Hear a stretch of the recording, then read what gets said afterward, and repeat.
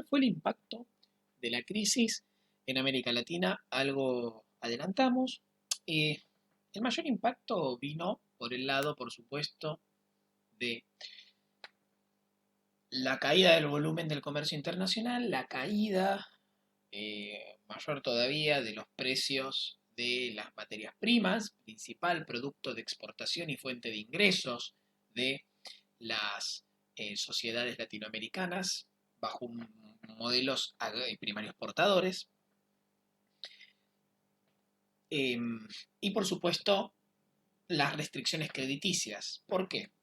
Porque si cae el volumen y el valor de las exportaciones, esto en una estructura que se caracterizaba sobre todo por los impuestos, digamos, por los impuestos indirectos, ¿no? Y sobre todo los impuestos sobre eh, las importaciones de bienes manufacturados que se podían, digamos, que se producían gracias a los ingresos obtenidos por las importaciones primarias. Bueno, todo esto genera un panorama en el cual eh, disminuyen considerablemente los ingresos del Estado y por lo tanto el Estado cae automáticamente en una fuerte crisis fiscal. Digamos, la crisis fiscal del Estado, derivado de la crisis del modelo primario exportador, por impacto de los problemas del capitalismo mundial,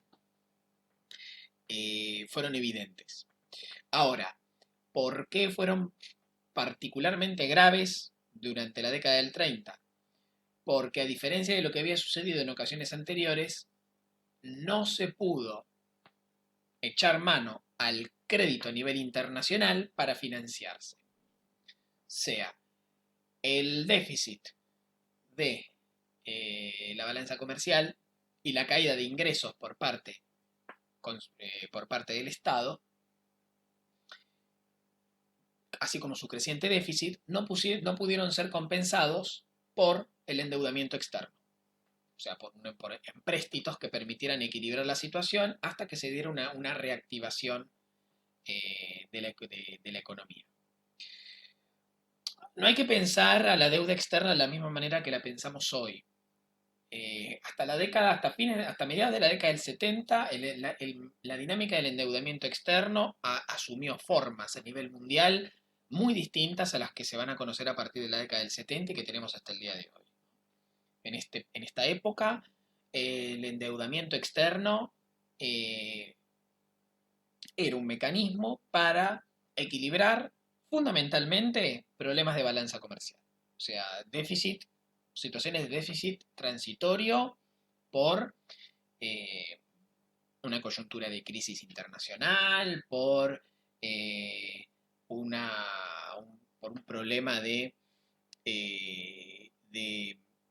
que esto va a ser más común posteriormente, este periodo de situación de estrangulamiento en la balanza de pagos por la diferencia, por la, el, un efecto de tijeras entre los precios industriales y los precios agrícolas, pero bueno, no importa. Eh, la cuestión es que ante la caída del comercio y del valor de las exportaciones, sumado a las restricciones financieras a nivel mundial, eh, los estados de América Latina cayeron en crisis fiscal. Y esto, después de un breve periodo inicial donde replicaron los gobiernos latinoamericanos una lógica similar a la de las potencias del centro, que es tratar de persistir en el liberalismo, esto, más pronto que tarde, terminó siendo descartado a favor de un mayor intervencionismo.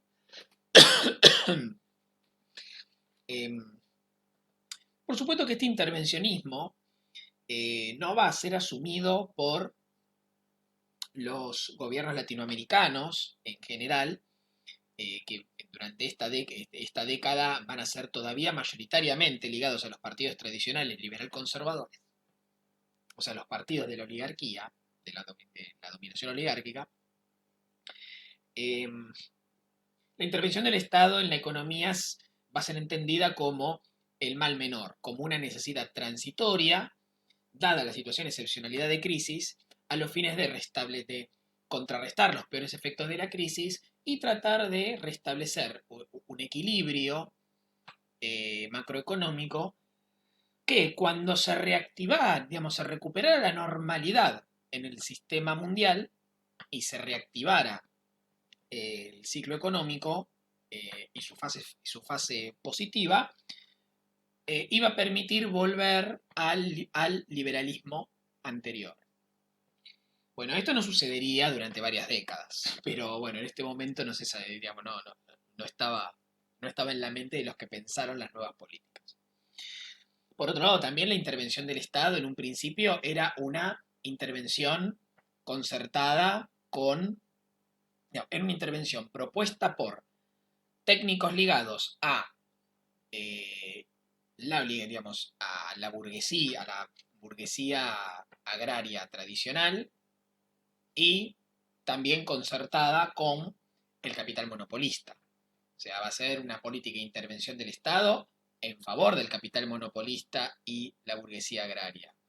No va a ser una intervención del Estado para reorientar el desarrollo a una vía distinta a la que había habido hasta ese momento. No, es para tratar de contrarrestar los peores efectos de la crisis internacional sobre la economía local y particularmente sobre la clase dominante y la alianza de la clase dominante con el capital extranjero, tratando de salvar todo lo posible sus posiciones. Las medidas anticíclicas que se van a escoger también van a ser nuevamente similares a las que ya se estaban aplicando en el centro, es decir, política comercial proteccionista, mayores controles sobre el sistema financiero, ¿no? Como por ejemplo la imposición de regímenes de control de cambio, la creación de bancos centrales como instituciones reguladoras del sistema de la actividad de los bancos y de las entidades financieras, políticas monetarias y fiscales activas, y la promoción del desarrollo industrial por sustitución de importaciones, que esta es como la clave, ¿no? La palabra mágica del momento. Por otro lado, el estancamiento prolongado que va a tener el sector agrícola, que va a iniciar una larga crisis con precios que van a permanecer bajos hasta la Segunda Guerra Mundial, y después van a volver a caer después de la coyuntura excepcional de la guerra. El estancamiento del sector agrícola va a terminar generando, por un lado, cambios en la clase dominante, ¿no? Que va a tender a diversificar aún más sus inversiones como forma de minimizar pérdidas, de reducir al mínimo los riesgos y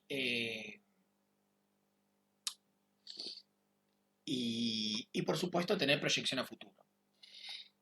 Pero también hubo cambios en la composición de las clases populares, porque en la mayor parte de América Latina se dieron procesos como consecuencia, insisto, de la crisis del mundo rural, de migraciones internas de población de las áreas rurales a las áreas urbanas, ¿no? O sea, del campo a la ciudad. Lo que va a reactivar la urbanización, que de todos modos no va a poder absorber la magnitud de las migraciones, dando lugar así a los famosos cordones de asentamientos, acá conocidos como villas miseria, pero que tienen distintas denominaciones en todo el continente.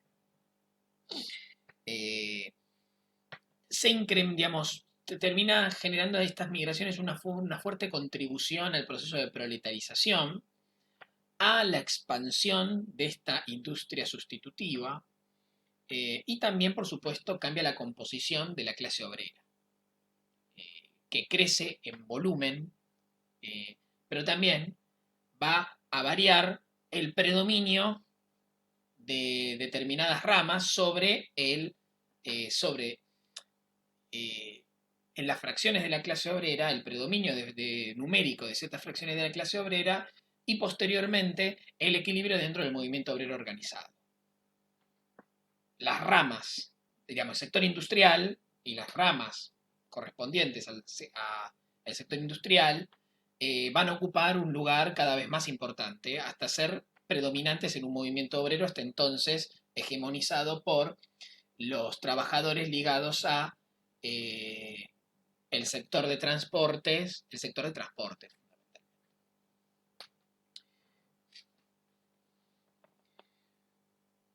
Finalmente, podemos decir que el sector industrial va a alcanzar un dinamismo muy superior al del sector agrícola, lo que va a permitir también otro cambio en la composición, ¿no? Como parte de las transformaciones en la composición de la clase dominante, el crecimiento y en el caso de algunas sociedades latinoamericanas, el surgimiento de una burguesía industrial. Y no solo una burguesía industrial, sino también una burguesía industrial con una conciencia política distinta. Es lo que algunos van a llamar burguesía nacional. No se trata solo de una burguesía ligada a un sector de la economía, sino que además va a ser una burguesía que, por las particularidades de su origen, es decir, al surgir ligadas a sectores industriales que producen para el mercado interno y que por lo tanto están relativamente desvinculados de